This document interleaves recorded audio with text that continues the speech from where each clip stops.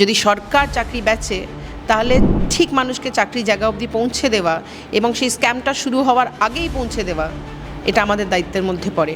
এই যে টাকা দাও চাকরি নাও যে স্কিম চলছে সরকারের, আমাদের মনে হয় এই মুহূর্তে পশ্চিমবঙ্গে এই ধরনের একটা ইনিশিয়েটিভের ভীষণ ভীষণ প্রয়োজন হচ্ছে এবং সেইটাই আমরা ইমপ্লিমেন্ট করানোর চেষ্টা করব যে অগ্রাধিকার পাবে যারা ওখানকার ভূমিপুত্র। পানো আমি কম্পেয়ার করে আপনাকে CV to CV JD to JD দেখিয়ে দেব যে একই চাকরি যেটার জন্য কলকাতাতে হয়তো 50,000 টাকা দেয় সেটাতে মুম্বাইতে বা দিল্লিতে বা ব্যাঙ্গালোরে বা গুরগাঁওতে 1 লাখ টাকা দেয়।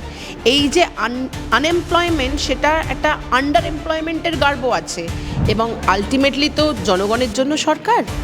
সুতরাং জনগণের আওয়াজকে যদি দাবিয়ে দেয় তাহলে সরকার টিকবে না। দিদি, আজকে প্রথমত আপনাদের মূলত যুব কংগ্রেসের তরফ থেকে আজকে যে মূলত প্রেস কনফারেন্স ছিল, সেখানে যে বিষয় নিয়ে কথা বলে সেটা হাল্লাবোল, যেটি আগামী দিনে আপনারা কর্মসূচি রাখতে চলেছেন।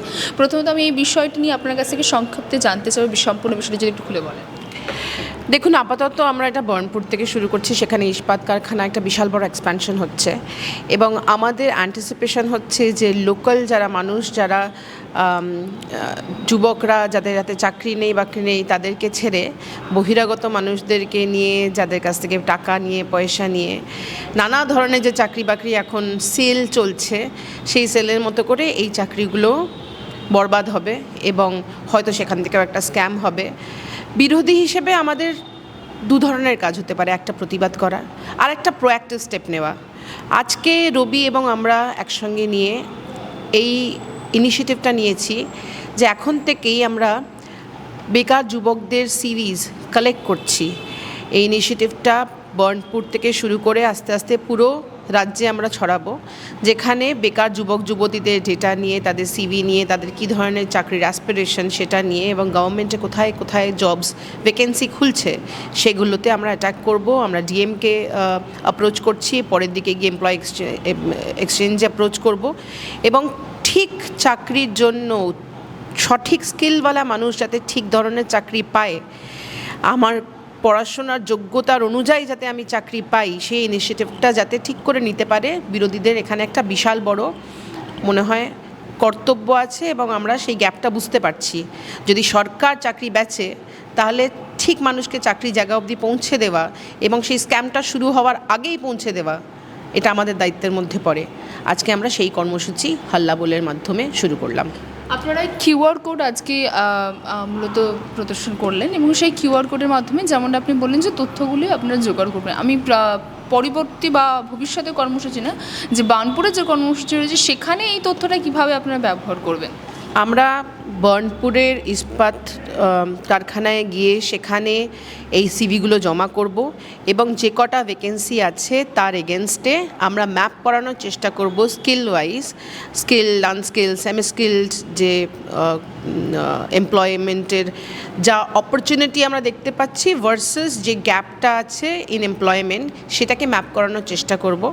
আমরা ওদের কারখানার সঙ্গে যোগাযোগ করছি, আমরা ডিএমের সঙ্গে যোগাযোগ করছি এবং 30 তারিখে আমরা এটা নিয়ে ওখানে একটা বিশাল বড় সভা করব।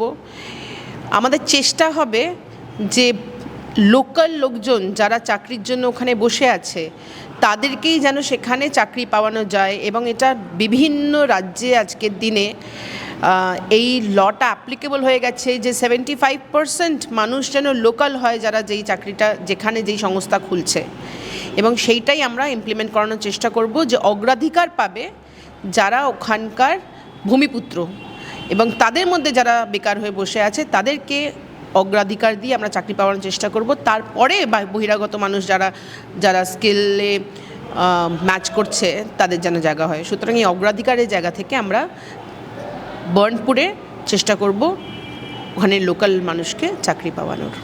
যুব কংগ্রেসের তরফ থেকে যে পদক্ষেপ এই বিষয় নিয়ে নেওয়া হয়েছে, এটা কি শুধুমাত্র পশ্চিমবঙ্গের ক্ষেত্রে নাকি অন্যান্য রাজ্যের ক্ষেত্রে ঠিক একইভাবে এই পদক্ষেপ নেওয়া হবে ভবিষ্যতে?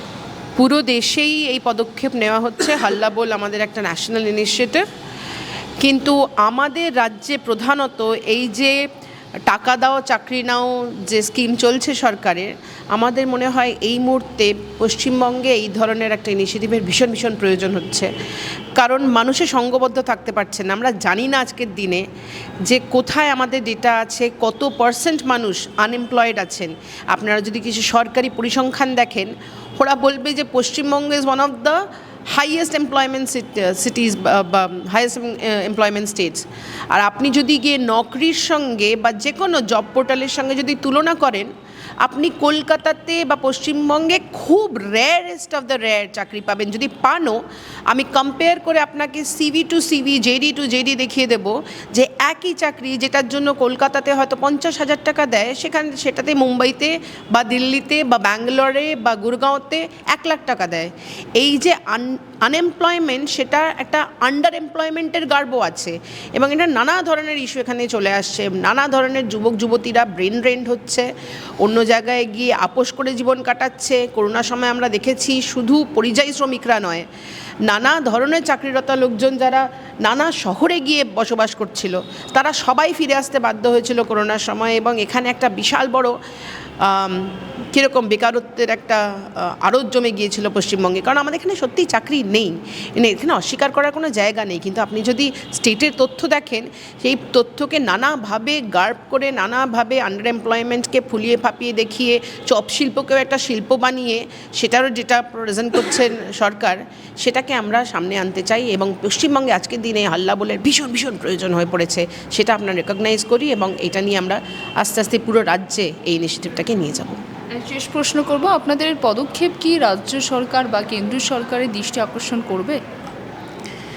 দেখুন, সেটা তাদের ব্যাপার। তারা যদি চোখ বন্ধ করে মুখ বধির হয়ে থাকেন, তাদের দৃষ্টি আকর্ষণ করা আমাদের এজেন্ডা নয়। আমাদের এজেন্ডা হচ্ছে মানুষের দৃষ্টি আকর্ষণ করা। এবং আমরা যখন এই ডেটাটা সর্বসাধারণের কাছে নিয়ে গিয়ে ফেলবো যে এত হাজার মানুষ বেকার আছে এবং লোকালি এই জায়গাতে এত চাকরি আছে এবং এত মানুষ বেকার আছে, সেই ডেটাটা যখন আমরা গিয়ে বাইরে পাবলিশ করব, মানুষই দেখবে, মানুষই বুঝবে। এবং আলটিমেটলি তো জনগণের জন্য সরকার, সুতরাং জনগণের আওয়াজকে যদি দাবিয়ে দেয়, তাহলে সরকার টিকবে না। ওদেরকেও তখন বাধ্য হবে ইনিশিয়েটিভগুলোকে অ্যাকসেপ্ট করতে। এবং আমাদের এই যে লম্বা লিস্ট একটা আনএমপ্লয়েড এবং আন্ডার এমপ্লয়েড মানুষের বেরোবে, সেটাকে নিয়ে অ্যাকশন নিতে সরকার বাধ্য হবে। যদি না করতে চায় সুমোটো, তাহলে আমরা বাধ্য করব। এটাই আমাদের অঙ্গীকার। বাংলা হাটের আরো খবর দেখতে নজর রাখুন। বাংলা খবর মানেই বাংলা হাট।